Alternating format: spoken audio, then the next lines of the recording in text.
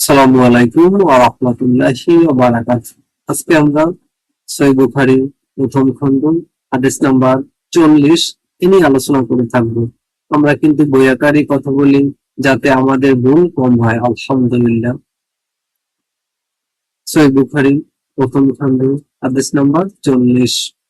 বারাআ ইবনু আজিব রাহমাতুল্লাহ আলাইহি হতে বর্ণিত যে নবী সাল্লাল্লাহু আলাইহি ওয়াসাল্লাম মদিনায় হিজরত করেন।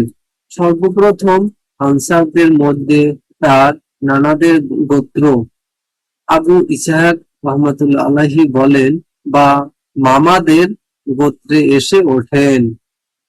তিনি 16-17 মাস বাইতুল মাকদিসের দিকে ফিরে সালাত আদায় করেন, কিন্তু তার পছন্দ ছিল যে তার কিবলা বাইতুল্লাহর দিকে হোক। আর তিনি বাইতুল্লাহর দিকে প্রথম যে সালাত আদায় করেন তা ছিল আসরের সালাত, কিন্তু তার সঙ্গে একদল লোক সে সালাত আদায় করেন। তার সঙ্গে যারা সালাত আদায় করেছিলেন তাদের একজন লোক বের হয়ে এক মসজিদে মুসল্লিদের কাছ দিয়ে যাচ্ছিলেন।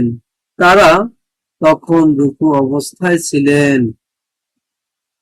তখন তিনি বললেন, আমি আল্লাহকে সাক্ষী রেখে বলছি যে এইমাত্র আমি আল্লাহর রাসূল সাল্লাল্লাহু আলাইহি ওয়াসাল্লাম এর সঙ্গে মক্কাহর দিকে ফিরে সালাত আদায় করে এসেছি।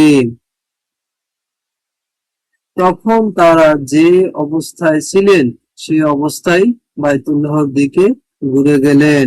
রাসূল সাল্লাল্লাহু আলাইহি ওয়াসাল্লাম যখন বাইতুল মাকদিস এর দিকে সালাত আদায় করতেন তখন ইহুদিদের ও আহলে কিতাবদের নিকট এটা খুব ভালো লাগতো, কিন্তু তিনি যখন বাইতুল্লাহর দিকে তার মুখ ফিরালেন তখন তারা এটা খুব অপছন্দ করলো।